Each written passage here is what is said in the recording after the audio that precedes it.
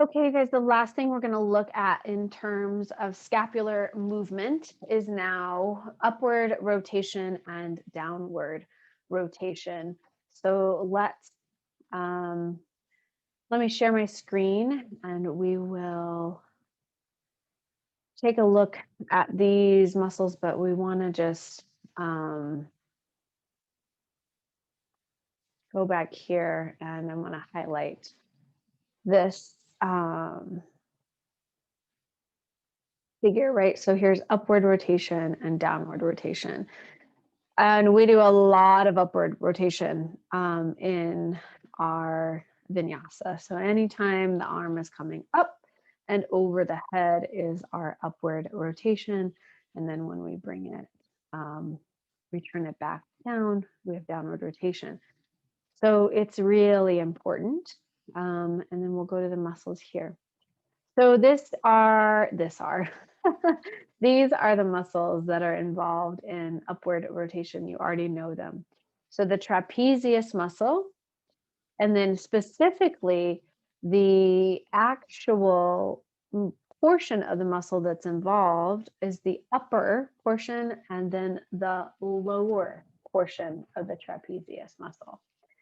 So these two together work in conjunction to help create that upward rotation. Remember, with upward rotation, the tip of the scapula moves out and then up. So the upward portion is pulling the upper portion of the scapula down, whereas the lower portion of the trapezius is helping to create this upward motion of the lower half of the scapula. And then the other muscle is the serratus anterior.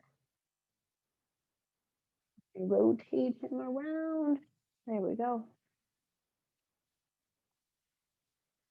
So here's the serratus anterior. So this muscle helps again in this outward outward rotation. In that I think I have a figure for you guys. Let me see here. Let's go. Let me share this. Let's switch screens really quick so you can see a diagrammatic picture of what's happening here with these muscles. Here it is.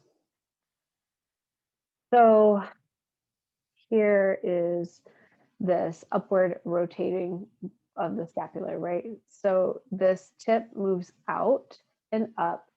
This portion moves down, like so it's hard to say. So like the acromion and the coracoid process move towards the head, whereas the sort of the midline and the lower half of the spine move down. So the upper part of the trapezius, that makes sense, right? So it sort of pulls this up. The serratus pulls this forward, because what's the other motion that serratus helps with, right? Protraction.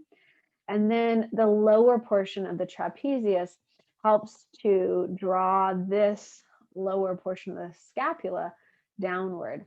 So this is rotation, right? That makes rotation. And then we'll go back. Oh, here we go. So it's here. Now, you can't actually, there is not a motion. I'm going to double check, but I've looked a couple of times, but you can't really, there is no way to demonstrate upward rotation in this particular model. So just know that upward rotation is this upward rotation. So the arm comes out and then up, right? And that is what happens. That's how the scapula moves. Now, the next movement we want to look at is that downward rotation. So the muscles responsible for downward rotation, again, you already know all three of them. So the first is pec minor. So this little guy here, right? And it connects to the, what's that? Coracoid process. Yep. And then we come around here to the back side. and we find the levator scapulae, and then our rhomboids. Now, the rhomboids are a little less, I mean, they're all involved actually. So yeah, so all three. So the rhomboids, the levator scapulae, and then the pec minor. So we'll go to our other screen and we'll look at that, how that works here. So here are the rhomboids. So the rhomboids sit on that medial aspect. So remember, the rhomboids help to retract. So they bring this medial border sort of up and in. And then the levator scapula helps to actually lift this upper portion here of the scapula. So right at the spine here, lifts that up. And then our pec minor helps to draw this, where the coracoid process, you can't see it in this picture, it's here, it draws it down. So the arm comes up, and then as the arms come down and back, this is the movement of these three muscles here. So now we have rotation in the other direction, right? And it makes sense given what you know the rhomboids do, what the levator does, and what the pec minor does, to be able to see them work together right in this motion. Because remember, again, the rhomboids pull them together, and the levator, what does that do? Just sort of go with the name, right? So it elevates, it levitates, right? It pulls it up. And then our pec minor, right? So pec minor is the one that's it's a little different here, but it helps to sort of pull that. It seems weird, but there is a little like forward motion of this section of the scapula as it comes down. So there you go, upward and downward rotation of the scapula.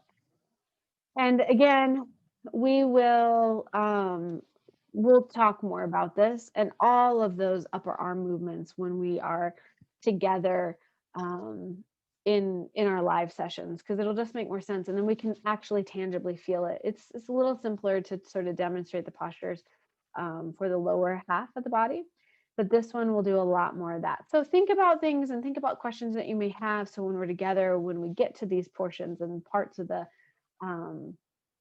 theories that have these arm motions, which are a lot, then we'll put it all together and figure out what's happening. All right, you guys, so that's it for scapular upward rotation and downward rotation. And then in the next few videos, we will be looking at the upper arm and the lower arm.